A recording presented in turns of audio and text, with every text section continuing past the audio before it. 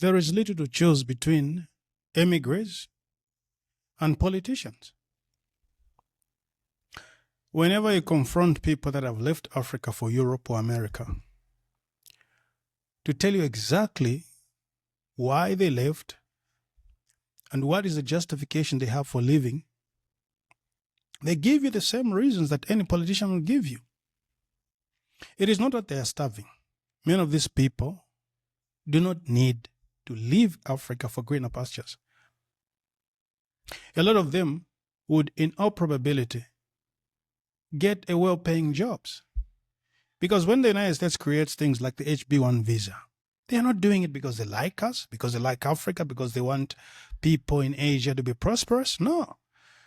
The opinion of the West, like every empire, is always competitive. They are always trying to ensure that they and only they are at the top of the pile.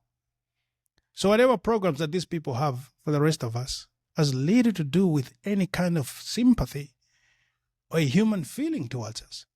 When the US, Britain, Germany, and other Western nations open their borders to the smartest, the best educated, and the brightest of our people, they're not doing it because they like us. They do it because it benefits them and only them. And the fact that it is at our expense is a plus for them. It ensures that the current hierarchy of nations, peoples, and races remain exactly what it is today, or even tilts in their favor.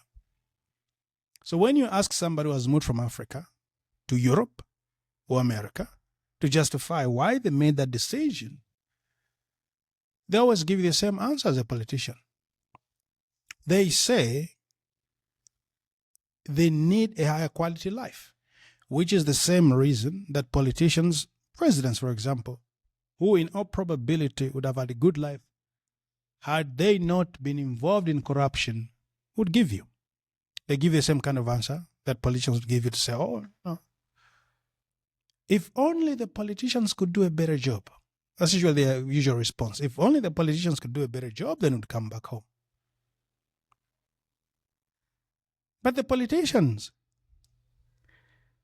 are selling our future for just a little bit more money, a better car, a fancier house. And that is precisely the same reason immigrants give. I'm going to Britain, I'm going to leave Africa, her people, and the destiny of black people to the enemies of our people, just so I can have a bigger house, just so I can have a shinier car, just so I can take pictures from Kensington Palace or Central Park.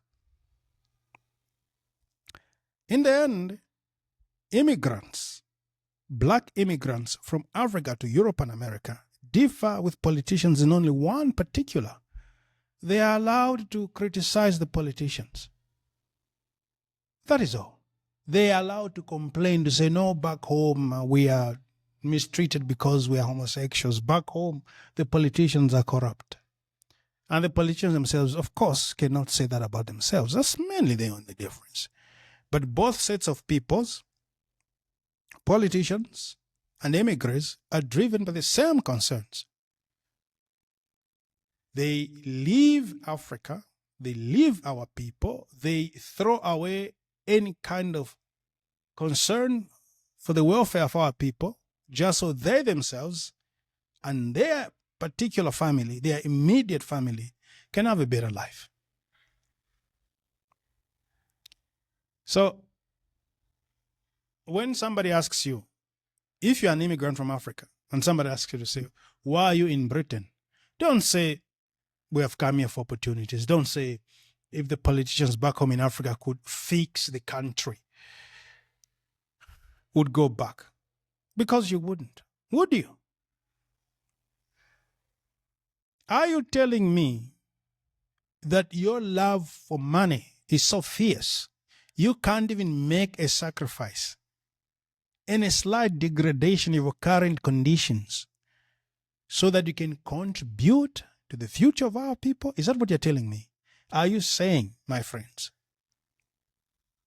that you'd rather spend your whole life strengthening the imperial core, enabling the people who oppress our people, to do it even better with your talent and skills, just so you can have a fancier car, or just so you can take a picture from Buckingham Palace to show to friends you left back home in the ghetto that you've made it. This kind of selfishness, this kind of self-worship is a bigger problem for Africa and black people around the world than any kind of opportunistic policies or racist ideology that the white man has ever come up with.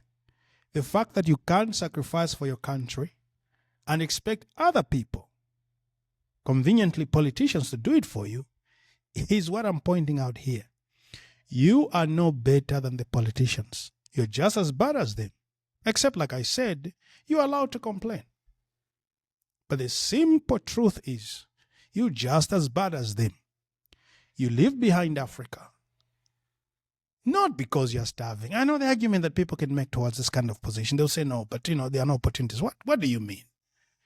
All of us have to do what we can in the time we are found in to make life a little better for our fellow man. And when you are born in Africa, you are born in a place with a huge number of challenges, which means finding a purpose for your life can't at all be hard. You live purposeful life.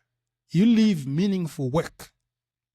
You live impactful entrepreneurship and take yourself to the core of the global empire so that you can just be another petty functionary, another clipboard wearing cog in the giant machine of the American European empire. And you go there and make yourselves the representatives of our people. Like we told you to go there. You say, oh, we represent Africa. And your presence there negatively impacts black people around the world. They don't want you to be there. And I think if you've lived there, you must have known it by now. They don't want you to be there. Yet all we see are people claiming to be black Scotsmen. Black Scotsmen. Absurd.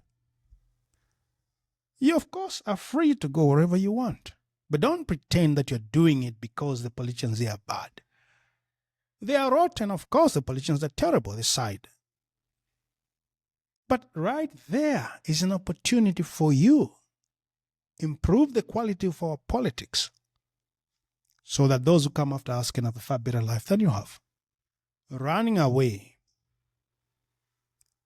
reveling in your own cowardice